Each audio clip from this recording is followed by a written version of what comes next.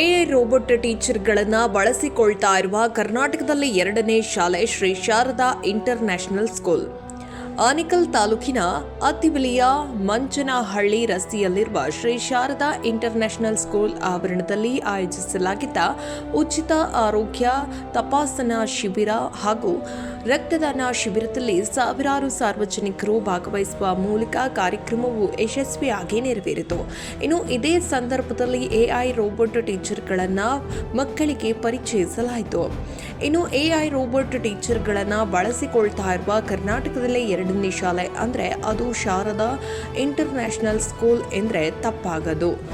ಇನ್ನು ಉಚಿತ ಆರೋಗ್ಯ ತಪಾಸಣೆ ಶಿಬಿರ ಹಾಗೂ ರಕ್ತದಾನ ಶಿಬಿರಕ್ಕೆ ಮತ್ತು ಎಐ ರೋಬೋಟ್ ಟೀಚರ್ಗಳನ್ನು ಲೋಕಾರ್ಪಣೆ ಮಾಡಿದ ಖ್ಯಾತ ವೈದ್ಯರಾದ ಡಾಕ್ಟರ್ ಶ್ರೀಮತಿ ವಿಜಯಲಕ್ಷ್ಮಿ ಬಾಳೆಕುಂದ್ರಿ ಅವರು ಮತ್ತು ಖ್ಯಾತ ವೈದ್ಯರಾದ ಡಾಕ್ಟರ್ ಟಿ.ಎಚ್. ಅಂಜಿನಪ್ಪ ಅವರು ಮತ್ತು ಗಣ್ಯರು.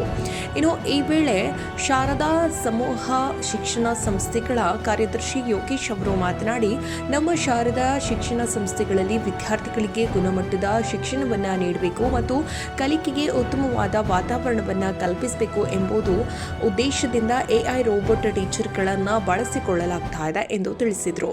ಇನ್ನು ಎಐ ರೋಬೋಟ್ ಟೀಚರ್ಗಳು ಸುಮಾರು 40 ಭಾಷೆಗಳಲ್ಲಿ ಮಾತನಾಡುತ್ತೆ.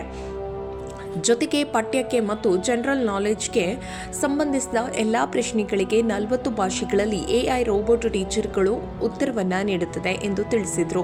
ಇನ್ನು ಎಐ ರೋಬೋಟ್ ಟೀಚರ್ಗಳನ್ನು ನಿರ್ವಹಿಸಲು ತರಬೇತಿ ಪಡೆದ ಟೀಚರ್ ನಮ್ಮ ಬಳಿಯಲ್ಲಿದ್ದು, ವಿದ್ಯಾರ್ಥಿಗಳು ಉತ್ತಮ ರೀತಿಯಲ್ಲಿ ಕಲಿತು ಶಾಲೆಗೆ ಮತ್ತು ಪೋಷಕರಿಗೆ ಹೆಸರನ್ನು ತರುವಂತಹ ಕೆಲಸವನ್ನ ಮಾಡಿ ಎಂದು ಯೋಗೇಶ್ ಅವರು ಮನವಿಯನ್ನ ಮಾಡಿದರು. ಇನ್ನು ಇದೇ ಸಂದರ್ಭದಲ್ಲಿ ಹಲವು ಪ್ರತಿಷ್ಠಿತ ಆಸ್ಪತ್ರೆಗಳ ಸಹಯೋಗದಲ್ಲಿ ಹೃದಯ, ಕಣ್ಣು, ಮೂಳೆ, ಹಲ್ಲು ಸೇರಿದಂತೆ ಎಲ್ಲ ರೀತಿಯ ಕಾಯಿಲೆಗಳಿಗೆ ನುರಿತ ವೈದ್ಯರಿಂದ ಚಿಕಿತ್ಸೆಯನ್ನ ನೀಡಲಾಯಿತು. ಹಾಗೆ ಔಷಧಿಗಳನ್ನು ಸಹ ಉಚಿತವಾಗಿ ನೀಡಲಾಯಿತು.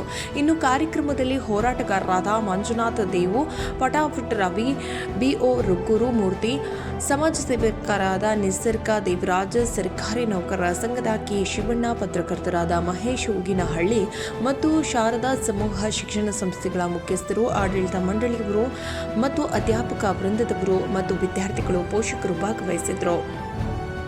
ಮೊದಲನೇದಾಗಿ ನಾವಿನ್ನು ಆಲ್ರೆಡಿ ಒಂದು ಬಿಒ ಅವರು ಲಾಸ್ಟ್ ನಮ್ಮ ಎಕ್ಸಿಬಿಷನ್ ಬಂದಾಗ ಈ ಮಾತನ್ನ ಹೇಳಿದ್ದೆ. ಇನ್ನೊಂದ್ಸತಿ ಅದನ್ನ ರಿಪೀಟ್ ಮಾಡ್ತಾ ಇದ್ದೀನಿ. ನೋಡಿ, ಇದು ಫ್ಯೂಚರಿಸ್ಟಿಕ್ ಟೆಕ್ನಾಲಜಿ. ಆಕ್ಚುಲಿ ಇದು ಎಐ ರೋಬೋ ಅನ್ನೋದು ಫ್ಯೂಚರಿಸ್ಟಿಕ್ ಟೆಕ್ನಾಲಜಿ. ಮುಂದೊಮ್ಮೆ ನಮ್ಮ ಕ್ಲಾಸ್ ರೂಮ್ಸ್ ಅಲ್ಲಿ, ಸ್ಕೂಲ್ಗಳಲ್ಲಿ ಇದು ಇಂಪ್ಲಿಮೆಂಟೇಷನ್ ಪ್ರಾಪರ್ ಆಗಿ ಬಂದ್ಬಿಡುತ್ತೆ. ಇವತ್ತು ನಾವು ಮಕ್ಕಳಿಗೆ ಕೋಡಿಂಗ್ ಅಂತೇಳಿ ನಾವೇನು ಹೇಳ್ತಿದೀವಿ, ರೋಬೋಟಿಕ್ ತಂತ್ರಜ್ಞಾನ ನಾವೇನು ಕಲಿಸ್ಬೇಕು ಅಂತೇಳಿ ಇವತ್ತು LEP ಅದೊಂದು ಸಬ್ಜೆಕ್ಟ್ ಆಗಿ ಏನೆಲ್ಲ ಇಂಟ್ರೊಡ್ಯೂಸ್ ಮಾಡ್ಲಿಕ್ಕೆ ನಾವು ಪ್ರಯತ್ನ ಪಡ್ತಿದೀವಿ. ಅದರ ಇನ್ನೊಂದು ಭಾಗ, ಇನ್ನೊಂದು ಸಬ್ಜೆಕ್ಟು ಎಐ ಅಂತ ತಿಳ್ಕೊಳ್ಳಿ. ಮುಂದಕ್ಕೆ ಎಲ್ಲ ಮನುಷ್ಯರನ್ನ ಪ್ರಾಬ್ಲಿ ಎಐ ರೀಪ್ಲೇಸ್ ಮಾಡುತ್ತೆ. ಆಲ್ರೆಡಿ IT-BT ಸೆಕ್ಟರ್ಸ್ ಅಲ್ಲಿ ಟೆಸ್ಟಿಂಗ್ ಇರ್ಬೋದು, ಡೆವಲಪಿಂಗ್ ಇರ್ಬೋದು, ಎಲ್ಲಾ ಕ್ಷೇತ್ರಗಳಲ್ಲೂ ಎಐ ಪ್ರಾಬಲ್ಯ ಸಾಧಿಸ್ತಾ ಇದೆ. ಆಲ್ರೆಡಿ ರೋಬೋ ಇಂಟ್ರೊಡ್ಯೂಸ್ ಆಗ್ತಾ ಇದೆ. ಈ ಜಪಾನ್ ಇಂಥ ಮುಂದುವರೆದ ದೇಶಗಳಲ್ಲಿ, ಜಪಾನ್ ಇರ್ಬೋದು, ಚೈನಾ ಇರ್ಬೋದು, ಮುಂದುವರೆದ ದೇಶಗಳಲ್ಲಿ ಆಲ್ರೆಡಿ ಇದರ ಪ್ರಾಪರ್ ಇಂಪ್ಲಿಮೆಂಟೇಷನ್ಸ್ ನಡೆದು ತುಂಬಾ ಸುಸೂತ್ರವಾಗಿ ಎಲ್ಲಾನು ನಡೆದು ಹೋಗ್ತಾ ಇರ್ತದೆ. ಇವತ್ತು ನಾವು ನಮ್ಮ ಭಾರತದಲ್ಲೂ ಇದರ ಯಶಸ್ವಿ ಪ್ರಯೋಗ ಆಲ್ರೆಡಿ ಮಾಡ್ತಾ ಇರ್ತೀವಿ. ಮುಂದೊಮ್ಮೆ ವೆರಿ ವೆರಿ ನಿಯರ್ ಫ್ಯೂಚರ್ ಅಲ್ಲಿ ನಾವು ಇದನ್ನೆಲ್ಲ ನೋಡ್ಬೋದು, ಎಲ್ಲ ನೋಡೋ ರೀತಿ ವ್ಯವಸ್ಥೆ ಆಗುತ್ತೆ. ಈ ರೋಬೋನ್ ಇವತ್ತು ನಾವೇನು ಇಂಟ್ರೊಡ್ಯೂಸ್ ಮಾಡ್ತಾ ಇರ್ತೀವಿ, ಇದು ಕರ್ನಾಟಕ ರಾಜ್ಯದಲ್ಲೇನೆ ನಂದು 2ನೇ ಶಾಲೆ ಆಗಿರುತ್ತೆ. ನಾವು ನಮ್ಮ ಮಕ್ಕಳಿಗೋಸ್ಕರ ನಾವು ಇದನ್ನ ಇಂಟ್ರೊಡ್ಯೂಸ್ ಮಾಡ್ಲಿಕ್ಕೆ ನಾವು ಆಲ್ರೆಡಿ ತೀರ್ಮಾನ ತಗೊಂಡು ನಾವು ನಮ್ಮ ಮ್ಯಾನೇಜ್ಮೆಂಟ್ ಅಲ್ಲಿ ಮಾತಾಡಿ ಇದನ್ನ ನಾವು ಅದನ್ನ ಇನಾಗ್ರೇಟ್ ಮಾಡ್ತಾ ಇರ್ತೀವಿ ನಮ್ಮೆಲ್ಲ ಡಿಗ್ನಿಟರೀಸ್ನ ಸಮಕ್ಷಮದಲ್ಲಿ. ಇದು ನಮಗೆ ಎ ರೋಬೋ ಹೆಂಗಾಗ್ತದೆ ಅಂತ ಹೇಳೋದಕ್ಕೆ ಏನಕ್ಕೆ ಬೇಕು ಅಂತೇಳಿ ಒಂದು ಫೋರಮ್ ಅಲ್ಲಿ ನಾವು ಮಾತಾಡಿದ್ವಿ. ಆಕ್ಚುಲಿ ಒಂದು ಫೋರಮ್ ಅಲ್ಲಿ ನಾವು ಮಾತಾಡ್ಬೇಕಾದ್ರೆ ಎ ರೋಬೋ ಅಂತ ಏನ್ ಯೂಸರ್ಸ್ ಏನಾಗ್ಬೋದು, ಬಹುಶಃ ನಮ್ಮ ಮಕ್ಕಳಿಗೆ ಯಾವ ರೀತಿ ಅನುಕೂಲ ಆಗುತ್ತೆ, ಪೇರೆಂಟ್ಸ್ ಮೈಂಡ್ ಅಲ್ಲಿರುವಂಥದ್ದು. ಜನರಲಿ ಒಬ್ಬ ಟೀಚರು ಭಾವನಾತ್ಮಕವಾಗಿ ಮಕ್ಕಳ ಜೊತೆ ಒಂದು ವ್ಯವಹರಿಸಿದಾಗ, ಮಕ್ಕಳಿಗೆ ಒಂದು ಪಾಠ ಮಾಡಿದಾಗ ಮಕ್ಕಳಿಗೆ ಒಂದು 50% ಅಷ್ಟು ಡೆಫಿನೆಟ್ಲಿ ಅರ್ಥ ಆಗ್ತದೆ. ಸ್ವಲ್ಪ ಐಕ್ಯೂರೋ ಮಕ್ಕಳು ತುಂಬಾ ಬೇಗ ಅರ್ಥ ಮಾಡ್ಕೊಂಡ್ಬಿಡ್ಬೋದು. ಸ್ವಲ್ಪ ಹಂಗೆ ನನ್ನಂತ ಆವರೇಜ್ ಮಕ್ಕಳು ಒಂದು 50% ಅಷ್ಟು ಕ್ಯಾಚ್ ಮಾಡ್ಕೊಂತಾರೆ. ಮಾಡೋ ಅಂತ ಪಠ್ಯ ನಾವೇನೆಲ್ಲ ಮಾಡ್ತೀವಿ, ಪಾಠ ಪ್ರವಚನ ನಾವೆಲ್ಲ ಅಂದ್ರೆ ನಾನು ಪ್ರಶಸ್ತಿ ಹೇಳಿದೆ ಯಡಿಯೂರಪ್ಪನವರಿಗೆ, ಸರ್ ನನಗಿಂತಲೂ ಮೋರ್ ಡಿಸರ್ವಿಂಗ್ ಇದ್ರೆ ಅವ್ರಿಗೆ ಕೊಡಿ ಸರ್, ನನಗಿಂತಲೂ ಲೆಸ್ ಡಿಸರ್ವಿಂಗ್. ಯಾಕಂದ್ರೆ ನಿಮ್ಗೆ ಗೊತ್ತಿರಲಿ, ಒಬ್ಬ ಡಾಕ್ಟ್ರಿಗೆ ಮಾಡಿದ ಒಂದೇ ಆಪರೇಷನ್ ಯಾರಿಗೆ ಅಂತ ಹೇಳಲ್ಲ ನಾನು. ನನ್ನ ಸ್ಟೂಡೆಂಟು ಮಲ್ಯ ಒಳಗಿದ್ರು, ಅವ್ನು ಒಂದೇ ಒಂದು ಆಪರೇಷನ್ಗೆ ರಾಜ್ಯೋತ್ಸವ ಪ್ರಶಸ್ತಿ ಕೊಡ್ತಾರೆ. ಯಾರಿಗೆ ಮಾಡಿದ್ದಾರೆ ಅಂತ ನಿಮ್ಗೆ ಬೇಡ, ಆಮೇಲೆ ನಾನು ಹೇಳ್ತೀನಿ. ಕಳೆದ ತಿಂಗಳು ಕರ್ನಾಟಕ ರಾಜ್ಯ ಸರ್ಕಾರ ನನಗೊಂದು ಮನವಿ ಕೊಡ್ತು. ಎಜುಕೇಶನ್ ಡಿಪಾರ್ಟ್ಮೆಂಟ್ ಇದೆ, ಡಾಕ್ಟ್ರೆ ನಿಮ್ಮ ವಿಡಿಯೋಗಳೆಲ್ಲ ಪಾಪ್ಯುಲರ್ ಇದ್ದಾವೆ.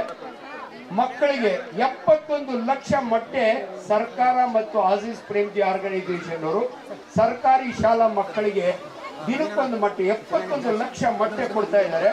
ಮಕ್ಕಳು ತಿಂತಾ ಇಲ್ಲ. ಯಾಕೆ ತಿನ್ನಲ್ಲ? ತಂದೆ ತಾಯಿಯ ತಪ್ಪು ಕಲ್ಪನೆಯಿಂದ.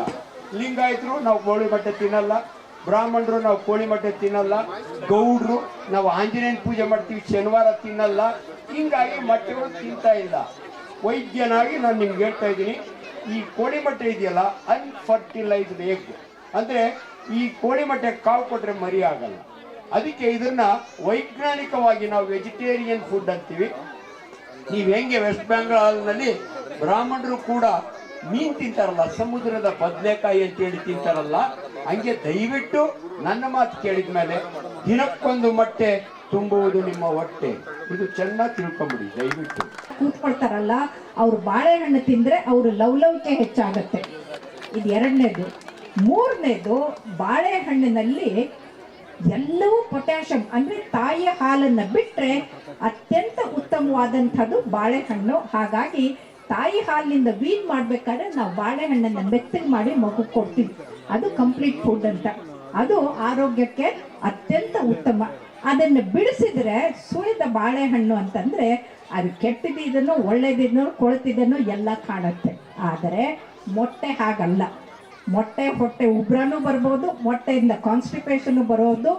ಮೇಲಾಗಿ ಮೊಟ್ಟೆಯಲ್ಲಿ ಒಂದು ಮೊಟ್ಟೆಯಲ್ಲಿ 250ರಿಂದ 330 ಮಿಲಿಗ್ರಾಮ್ ಕೊಲೆಸ್ಟ್ರಾಲ್ ಇದೆ. ನಮ್ಮ ಶರೀರಕ್ಕೆ ಬೇಕಾಗೋದು ಪ್ರತಿದಿನಕ್ಕೆ 100 ಮಿಲಿಗ್ರಾಮ್ ಕೊಲೆಸ್ಟ್ರಾಲ್. ಅದನ್ನ ನಮ್ಮ ಯಕೃತನೇ ಉತ್ಪತ್ತಿ ಮಾಡ್ತಾ ಇದೆ. ಅದನ್ನ ನಾವು ಮೇಲಿಂದ ಮೊಟ್ಟೆ ತಗೊಂಡ್ರೆ 1 ಮೊಟ್ಟೆ 2 ಮೊಟ್ಟೆ 3 ಮೊಟ್ಟೆ 4 ಮೊಟ್ಟೆದು ಆಮ್ಲೆಟ್ ತಿನ್ಕೊಂಡು ಹೋದ್ರೆ ನೀವು ದಿನಕ್ಕೆ 250ರಿಂದ 1000 ಕೊಲೆಸ್ಟ್ರಾಲ್ ತಗೊಂಡು ಅದು ಡೆಪಾಸಿಟ್ ಆಗುತ್ತೆ. ಇದು ನಾನು